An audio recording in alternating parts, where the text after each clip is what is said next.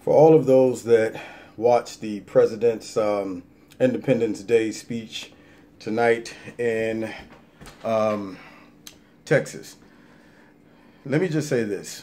With this speech tonight, he just sold up his next presidency, at least far as within the Christian base. And I know I joke sometimes about, politics and things. I try to make politics fun when I do express my opinion, but it's very serious sometimes.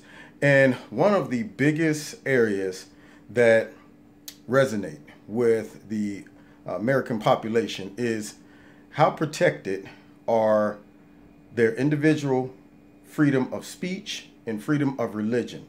And in our society, we become too hypersensitive for everybody else except for some of the core base of American values. We tiptoe around every other religion.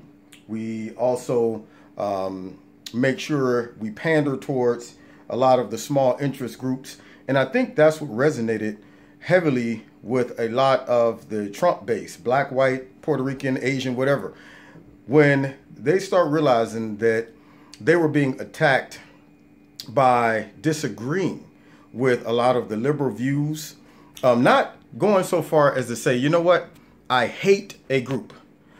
See, that's where the confusion came in, and that's what made a lot of Christians vote for Donald Trump, even if they disagreed with his personality and so on and so forth.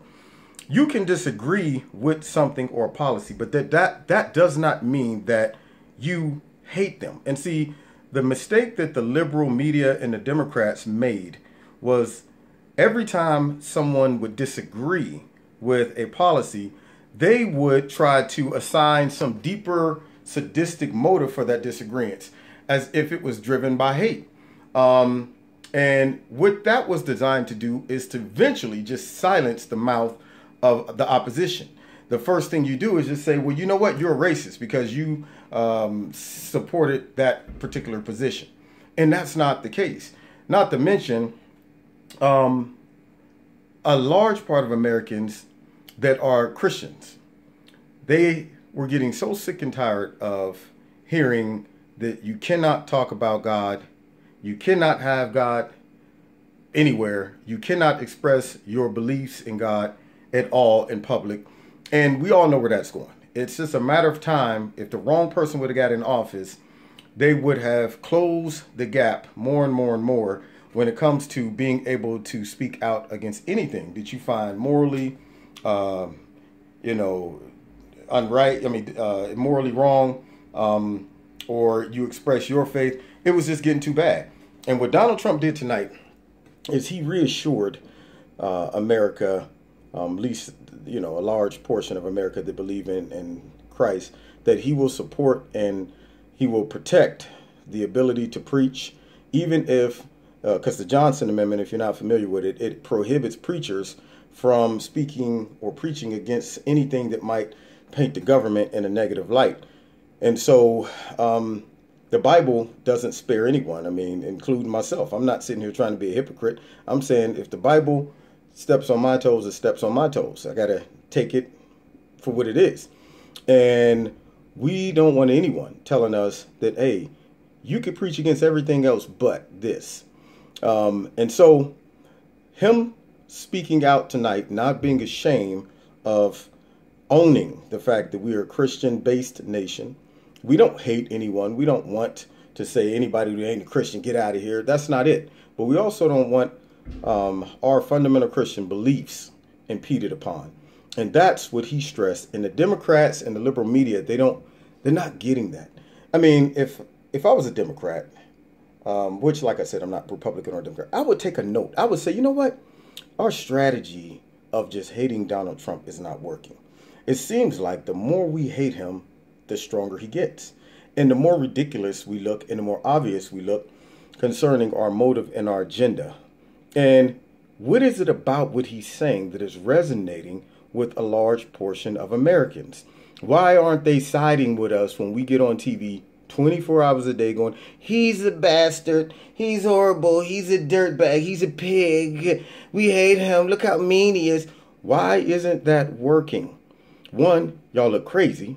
Two, the more you say that, the more they go, it's working. He's draining the swamp.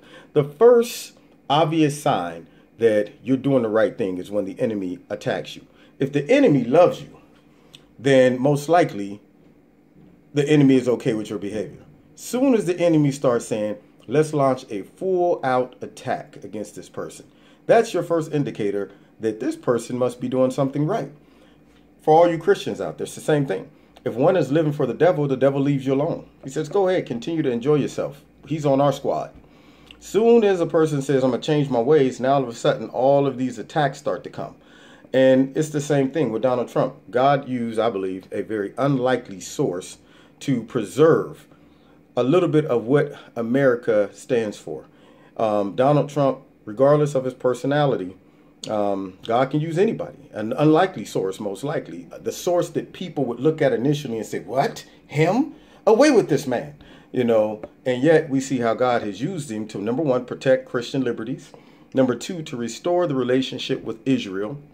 Number three, have enough sense to value Americans' lives over everybody else's and to protect our borders and to keep us safe, you know. And it just makes a lot of voters feel more secure and more comfortable with their decision when they look at what he's doing for them, and they also look at how the media and the liberal Democrats are attacking him, and they go, we made the right choice. So hopefully they'll learn. Hopefully they'll start going, you know what? What is it about what he's saying that is resonating with a large portion of Americans? Because obviously us getting out there and trying to jump on these identity politics bandwagons and support all these small interest groups is not covering the needs and concerns and values of a large portion of our voters. And hopefully they'll have enough wisdom, but I doubt it. You know, this big worldly liberal movement is just steamrolling ahead. But at least for now, God is using Donald Trump to block it. God knows what's going to happen after he's done, but we'll see. All right.